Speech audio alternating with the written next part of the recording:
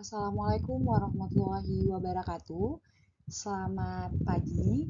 Pada kesempatan kali ini, saya Zahra Tunisa akan menjelaskan terkait pendahuluan, definisi, dan prinsip dari penginderaan jauh.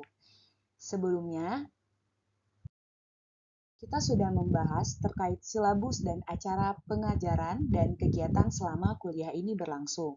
Adapun cakupan kuliah dari kuliah penginderaan jauh geologi terdiri dari beberapa hal termasuk dasar teori, dasar koreksi citra, dasar image processing, teknik interpretasi visual, hingga praktik ke image processing, di mana diharapkan teman-teman mahasiswa dapat melakukan koreksi dan pemrosesan dasar citra. Yang kedua, memiliki kemampuan untuk melakukan interpretasi geologi secara visual, serta memiliki kemampuan dalam analisis digital untuk membantu interpretasi geologi secara visual. Kegiatan ini akan dilakukan dalam beberapa tahap. Yang pertama, untuk kuliah sendiri akan terbagi menjadi kuliah sinkronus dan asinkronus, yang mana nantinya mahasiswa tetap dapat melakukan kegiatan perkuliahan walaupun tidak secara langsung, melainkan belajar secara mandiri atau asinkronus. Kemudian, kehadiran juga akan dicatat secara online melalui website yang sudah tersedia. Kegiatan kuliah ini juga akan diisi oleh kegiatan praktik dengan asistensi dan proyek secara mandiri, serta dilakukannya UTS dan UAS untuk mengevaluasi apa-apa yang sudah digapai oleh mahasiswa baik secara tertulis maupun presentasi di akhir semester.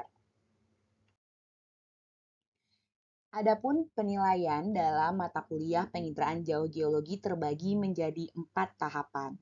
Untuk praktik, saya mengambil 15%, proyek 25%, UTS dan UAS masing-masing 30%. Untuk proyek sendiri, saya membagi menjadi beberapa tahapan, yaitu semasa sebelum UTS dan semasa sebelum UAS. Teman-teman mahasiswa diharapkan dapat mengumpulkan proyek yang dibuat dalam bentuk laporan berdasarkan dengan waktu dan tenggat masing-masing yang akan kita tentukan nantinya selama proses kegiatan kuliah berlangsung. Berikut merupakan pustaka yang akan digunakan dalam kuliah ini. Saya menyarankan 5 pustaka, yang mana 3 diantaranya dalam bahasa Inggris dan 2 di dalamnya dalam bahasa Indonesia. Diharapkan pustaka-pustaka ini dapat menunjang keberlanjutan kuliah teman-teman mahasiswa selama kuliah ini berlangsung. Baik, kita masuk pada pendahuluan dari penginderaan jauh. Apa itu penginderaan jauh? Penginderaan jauh merupakan terdiri dari dua istilah. Yang pertama ada remote dan sensing. Remote itu didefinisikan sebagai kata jarak atau jauh, dan sensing yaitu merasakan atau menyerap sesuatu. Proses penyerapan secara jarak jauh dapat dilakukan apabila ada wahana yang digunakan.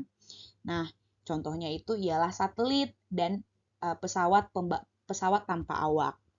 Mengingat jarak satelit yang sangat jauh terhadap permukaan bumi, maka target yang ada di lapangan perlu dipahami dengan baik.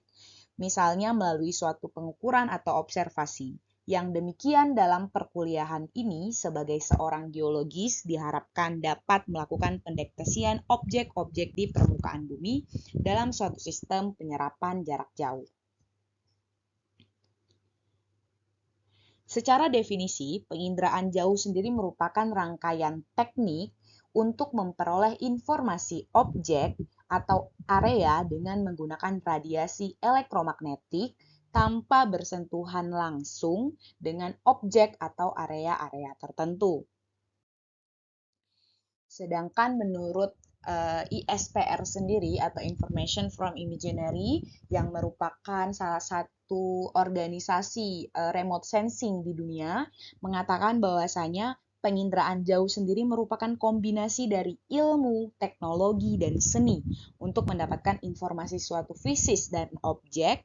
Dalam hal ini bukan objek langsung melainkan informasi fisisnya. Baik itu dengan cara mengambil informasi melalui perekaman, pengukuran, dan interpretasi citra. Konsep ini menggunakan pola energi sistem tanpa kontak, sehingga secara keseluruhan penginderaan jauh menurut ISPRS sendiri adalah ilmu, teknologi, dan seni untuk mendapatkan informasi fisik suatu objek dan lingkungan melalui proses perekaman, pengukuran, dan interpretasi citra yang direpresentasikan oleh pola energi yang diperoleh oleh suatu sistem tanpa kontak. Berikut merupakan bidang ilmu penginderaan jauh. Yang pertama, yaitu bidang geografi. Saat ini penginderaan jauh sudah cukup banyak membantu, salah satunya memberikan gambaran dari semua objek yang ada di suatu wilayah, seperti kondisi permukaan bumi, gunung, sungai, laut, dan lain sebagainya. Yang kedua, yang paling penting yang harus kita pahami yaitu pada bidang geologi, yang mana penentuan struktur geologi dan jenis batuan, memberikan analisis potensi bencana geologi di suatu wilayah, pemantauan geomorfologi, serta mendeteksi mineral ekonomis juga bisa dilakukan lewat penginderaan jauh. Selanjutnya ada bidang zoologi.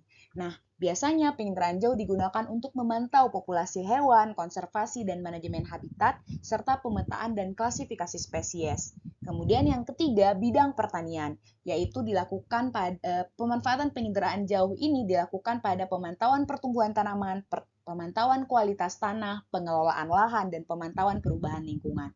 Bidang kehutanan.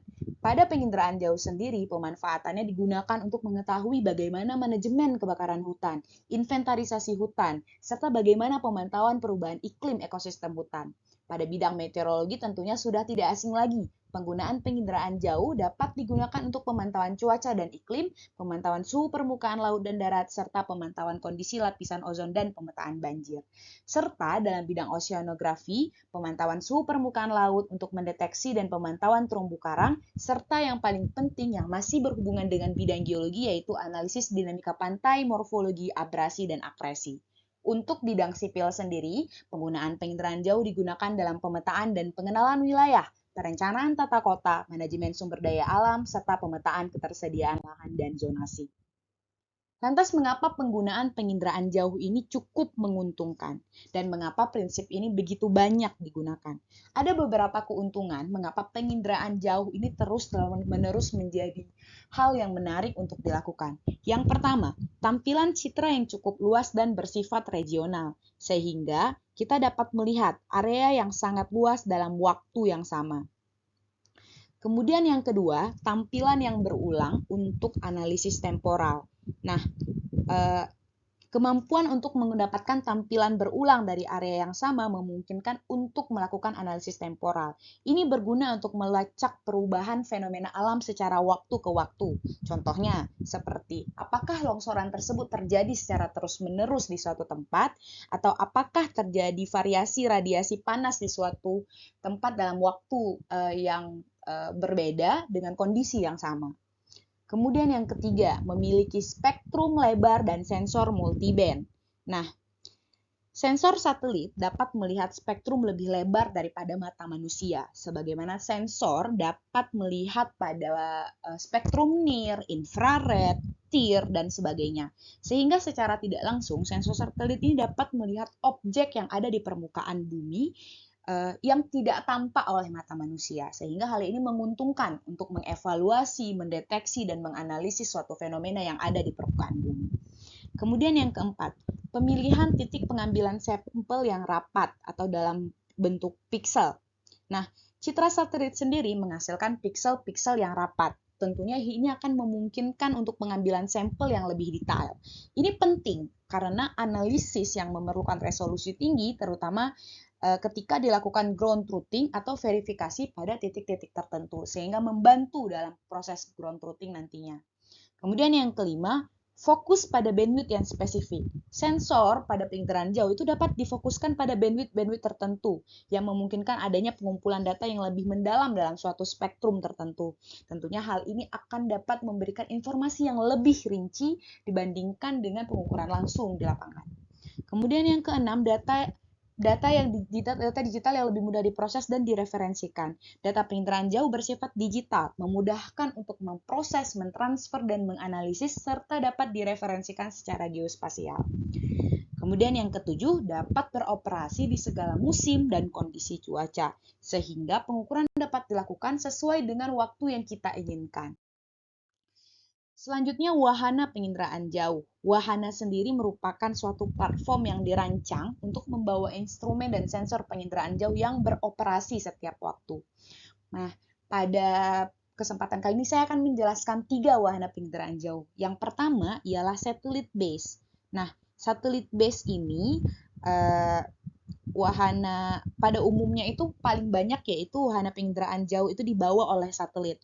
Namun secara umum sensor penginderaan jauh sendiri itu tidak hanya dibawa oleh satelit, tapi juga ada yang air base dan ground base.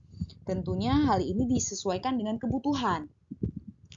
Jadi untuk satellite base sendiri itu penginderaan wahana penginderaan jauh yang dibawa oleh satelit untuk mengumpulkan data baik itu dari atmosfer, baik itu dari daratan maupun dari lautan. Selanjutnya ada juga dari air base. Jadi jarak antara permukaan dengan pesawat itu lebih dekat sehingga resolusi spasial yang diinginkan juga jauh lebih tinggi daripada sensor dari satelit. Nah, tapi sensor dari pesawat ini memiliki kelemahan, yaitu waktu akuisisinya yang tidak bisa setiap waktu dikarenakan pesawat hanya dapat dioperasikan pada waktu-waktu tertentu. Kemudian sensor lain, wahana pembawa sensor lainnya yaitu basisnya ground base, yang mana sensor ground base ini dia memiliki keunikan tersendiri.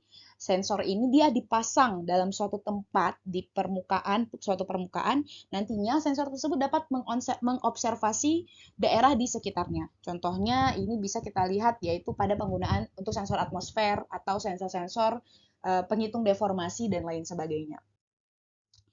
Kemudian selanjutnya saya akan menjelaskan jenis orbit pada satelit. Nah, orbit sendiri adalah merupakan proses pergerakan satelit dari satu lokasi ke lokasi lainnya. Ya, ada beberapa satelit dengan orbit-orbit tertentu. Tentunya jenis-jenis ini bervariasi tergantung pada kebutuhan serta tujuan dari misi suatu satelit tersebut. Yang pertama yaitu ada orbit sun-synchronous atau orbit kutub. Orbit kutub sendiri ini disebut sebagai orbit kutub karena satelit bergerak dari kutub ke kutub pada saat bumi berputar di bawahnya. Orbit ini memiliki cakupan global yang cukup baik dengan akuisisi citra dapat berulang pada waktu yang sama. Umumnya ketinggian pada jenis orbit ini itu berkisar pada sekitar 500 sampai 1.500 meter di atas permukaan tanah. Contohnya yaitu orbit Terra, yaitu yang menggunakan orbit kutub yaitu pada satelit Terra dan satelit Landsat 8 dan satelit Landsat, baik itu Landsat 1 hingga Landsat 8. Kemudian yang kedua ada orbit non-sinkronus. Nah, orbit non-sinkronus sendiri ini sebenarnya paling cocok untuk kepulauan Indonesia. Karena bentuk kepulauan Indonesia itu yang memanjang dari timur hingga ke barat, sehingga memungkinkan untuk memiliki satu waktu observasi dari timur ke barat gitu. Nah, umumnya satelit ini berada pada ketinggian 200 sampai 2000 km dari bawah dari atas permukaan laut. Contohnya itu yaitu adalah satelit TRMM dari NASA dan ISAT. Nah, itu contohnya. Kemudian yang ketiga itu ada orbit geostasioner. Orbit geostasioner sendiri merupakan orbit yang memiliki cakupan area regional dengan akuisisi citra secara terus-menerus di atas garis lintang menengah sampai ke bawah. Umumnya satelit ini berada pada ketinggian 35.000 km. Contohnya yaitu satelit GOCI. Nah, satelit ini dia biasanya akan diam di suatu permukaan laut, lalu dia akan mengobservasi area yang sama pada satu waktu. Baik, teman-teman, berikut sekian penjelasan untuk pendahuluan penginderaan jauh. Selanjutnya kita akan membahas tentang sejarah penginderaan jauh dan bagaimana prinsip penginderaan jauh pada citra optis. Selanjutnya juga kita akan melakukan praktik serta membuat laporan proyek untuk tema pemerolehan citra optis menggunakan Landsat 8 atau data dari Sentinel-2. Sekian dari saya, terima kasih. Assalamualaikum warahmatullahi wabarakatuh.